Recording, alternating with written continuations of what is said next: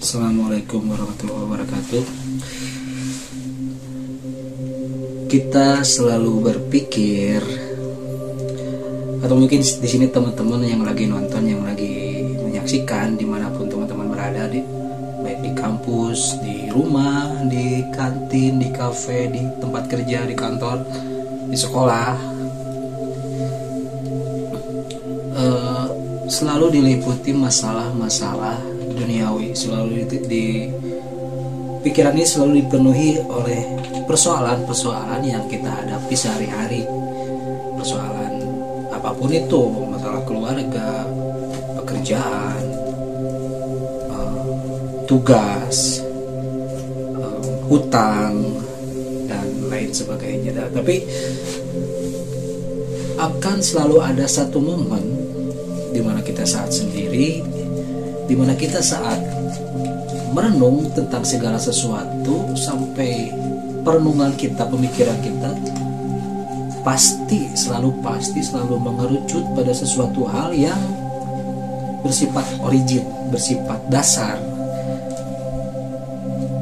Misalnya kita mengalami suatu kejadian, kehilangan seseorang yang kita kasihi, kita pedulikan, kita sayangi, misalnya dari keluarga atau dari suami, istri, pacar, segala macam, kita kehilangan.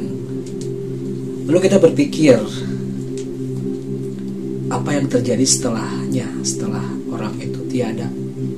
Apa yang akan dia alami? Tentu sebagai orang yang beragama, kita meyakini bahwa ada kehidupan setelah kematian, ada kehidupan setelah kita beranjak dari satu alam ke alam lain, yaitu dengan cara meninggal, kan?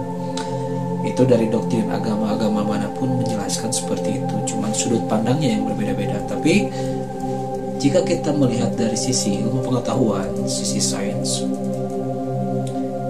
tidak akan ada bahasa atau istilah seperti itu. Tidak akan ada kebangkitan kembali, tidak akan ada perpindahan alam. Jadi sains atau ilmu pengetahuan secara ilmiah hanya menjelaskan tentang proses kehidupan saja dan diakhiri dengan meninggal. Setelah itu tidak akan menjelaskan apa-apa lagi selain sebelumnya, yaitu pada masa-masa kehidupan. Itu sains, itu ilmiah. Jadi tidak akan menjelaskan lebih jauh tentang itu, karena tidak akan melangkah lebih jauh tentang hal yang tidak bisa diteliti. Itu dari sudut pandang akademik. Nah, pikiran kita selalu melayang ke arah seperti itu. Apalagi saat kita sendiri, kan, kita kadang jika bertemu sama teman-teman atau hangout sama teman-teman atau dalam keadaan sendiri, kita selalu berpikir, selalu membuka obrolan baik pada diri sendiri atau sama sahabat kita yang kita percaya. Bagaimana semua ini bisa terjadi? Apa tujuannya? Apa awalnya? Bagaimana semuanya bisa ada? Bisa ada saya, bisa ada teman-teman semua, bisa ada semuanya gitu. Jadi kita selalu berpikir dan melihat ke arah langit, ke arah lingkungan kita semua. Bagaimana semuanya bisa ada? Lalu kita selalu berpijak pada doktrin agama. Agama menjelaskan seperti ini, semuanya berasal dari penciptaan segala macam. Tapi berbeda halnya dengan sudut pandang sains, sudut pandang ilmiah. Secara ilmiah, teori yang paling diakui untuk saat ini, mungkin teori ini akan terus berkembang, karena namanya teori tidak pernah mutlak. Teori itu tidak pernah mutlak dan tidak pernah mengklaim mutlak kebenaran. Teori itu adalah kecenderungan yang bisa saja mendekati kebenaran karena diruntutkan kejadian-kejadiannya dengan penelitian-penelitian tertentu. Misal, alam semesta ini awalnya bagaimana sih? Semesta ini asal mulanya kayak gimana gitu. Jadi awal mula alam semesta menurut sains, menurut ilmu pengetahuan adalah terjadi karena ledakan kosmik yang besar yang disebut Big Bang. Dan sampai saat ini kita kenal dengan teori Big Bang. Ledakan kosmik tersebut menciptakan semuanya, termasuk ruang dan waktu. Dan ada relativitas di dalamnya, relativitas ruang dan waktu. Dari Big Bang itu semuanya terjadi, semuanya ada. Nah, ada pertanyaan yang lebih jauh gitu. Bagaimana Big Bang bisa terjadi? Apa penyebabnya? Ini tidak bisa dijelaskan. Bahkan mungkin bisa, cuman tidak akan dijelaskan lebih jauh oleh sains, karena dari sudut pandang sains, Big Bang itu adalah sesuatu kejadian awal mula dari alam semesta. Tapi bisa saja sebelum Big Bang itu adalah siklus yang terjadi terus menerus, perputaran waktu, perputaran kejadian, peristiwa yang terjadi secara berulang, terjadi lagi. Misal Big Bang itu kan teorinya mengubah seperti bayangkan sebuah bola, atau jangan bola, balon. Teman-teman peras, tekan terus dari kedua sisi sampai mengecil. Udara di dalam balon itu kan tidak akan kuat menahan tekanan, maka akan terjadi letusan. Nah, Big Bang seperti itu, terjadi ledakan dari tekanan yang terus mengecil sampai disebutkan bahwa tekanan tersebut tekanan tersebut sampai menjadi materi yang lebih kecil dari atom. Saking tidak kuatnya dengan tekanan tersebut, meledaklah, terjadilah ledakan besar, ledakan kosmik yang mengembang. Jadi Big Bang itu dari titik kecil mengembang terus menerus bahkan sampai sekarang. Dan terjadinya dalam kurun waktu yang, jika dari sudut pandang ruang dan waktu kita, itu terjadinya 4,5 juta tahun yang lalu. Itu menurut kajian akademik. Tapi dari sudut pandang agama, ada juga penjelasan tentang awal mula alam semesta. Itu sudah pasti dalam sudut pandang agama, dalam sudut pandang Islam, dalam Qurannya, Kristen, dalam Perjanjian Lama dan Perjanjian Baru, Yahudi, dalam kitab-kitab Hindu, Buddha, agama lain, itu pasti menjelaskan tentang awal mula. Artinya agama-agama ini meyakini sesuatu yang terjadi, yang ada di alam semesta ini ada asalnya, ada awal mulanya, mengapa ini bisa terjadi, dan disebut dengan Tuhan. Nah, bagaimana Tuhan menciptakan alam semesta? Bagaimana bisa ada alam semesta ini? Walaupun dalam penjelasan sains tidak akan mungkin bisa menjelaskan tentang Tuhan, karena sains menghindari penjelasan tentang Tuhan. Sains hanya menjelaskan sesuatu yang nampak, sesuatu yang nyata. Tidak akan mungkin menjelaskan tentang Tuhan. Yang bisa menjelaskan tentang Tuhan hanya agama. Nah, banyak dari kita membentur-benturkan sains dan agama, ilmiah dan doktrin.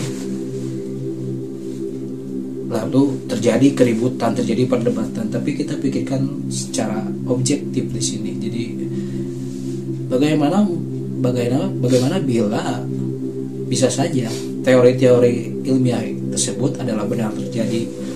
Ambil contohnya saja seperti itu. Jadi teori-teori ilmiah itu benar terjadi, dan itu adalah pekerjaan Tuhan, itu adalah hasil pekerjaan Tuhan. Kan mungkin tidak akan masuk akal, tidak akan kepikiran oleh kita bahwa Tuhan menciptakan bumi. Kita bayangannya kan kita mungkin Tuhan lagi bikin bumi segala macam gitu kan, itu jadi seperti dongeng gitu. Tapi pasti Tuhan menciptakan sesuatu untuk dipahami oleh ciptaannya sendiri. Nah, dari mana alam semesta ini berasal? Apa bahannya? Kenapa bisa ada? Dan apa tujuannya? Tujuan akhirnya apa gitu? Kalau memang ini adalah rancangan Tuhan gitu, tujuan Tuhan itu apa gitu? Ini pasti terpikirkan oleh manusia gitu. Jadi terpikirkan oleh siapapun Anda, siapapun teman-teman semua pasti memikirkan hal ini walaupun sepintas, karena ketutup sama problematika dilema dunia yang lain kan, masalah-masalah yang lain. Jika Tuhan menciptakan alam semesta ada tujuannya, alam semesta ini berasal dari bahan apa, untuk apa, harusnya segala sesuatu yang ada itu ada bahan dasarnya, ada asalnya. Kalau dari segi sains dijelaskan bahwa segala sesuatu ini terjadi karena ketiadaan, berawal dari ketiadaan, mentoknya di situ. Tapi kalau misalnya dari sudut pandang agama, tentunya Tuhan harus beralasan kan. Kita harus mencari tahu alasannya gitu. Bahan dasarnya apa alam semesta ini? Segala sesuatu yang ada di alam semesta ini, apakah di planet kita saja yang ada kehidupan, atau kita tahu kan di luar sana bintang-bintang, dari satu bintang ada pasti planet-planet yang mengelilingi, dan dari struktur sistem konsep mengelilingi satu bintang itu pasti ada zona Goldilocks. Zona Goldilocks itu zona layak huni, seperti kita di bumi di galaksi Bima Sakti ini. Atau apakah hanya di bumi kita ini yang cuma ada kehidupan? Bahkan mungkin di planet lain tidak akan ada kehidupan, atau tidak ada kehidupan karena tidak ada unsur air. Dari pemetaan teori secara ilmiah, hal ini terjadi, segala sesuatu ini terjadi berawal dari ketiadaan. Tapi kita harus memahami bahwa segala sesuatu ini, sebagai orang beragama, kita harus memahami bahwa segala sesuatu ini terjadi karena sesuatu yang ada, karena ada dari awal dan akan tetap ada. Dan jika dari sudut pandang khususnya Islam, dari sudut pandang yang disebut tasawuf, bahan dasar alam semesta ini adalah Tuhan sendiri, karena tidak mungkin segala sesuatunya tidak ada bahan dasar. Bahkan bumi, air pun ada bahan dasarnya. Air yang disebut bahan paling dasar sekalipun ada bahan dasarnya. Kenapa bisa ada? Apalagi alam semesta yang kompleks seperti ini, yang rumit seperti ini, pasti ada bahan dasarnya. Apalagi Tuhan dikenal dengan pencipta yang menciptakan sesuatu dari ketiadaan, dari tidak ada menjadi ada. Maka ini dipahami seolah-olah Tuhanlah bahan dasarnya itu sendiri.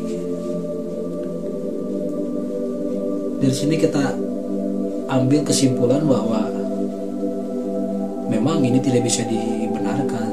Hanya saja kita ambil kesimpulan bahwa anggap saja Tuhan adalah bahan dasar alam semesta sendiri. Maka apa tugas kita? Tugas kita apa? Untuk ada.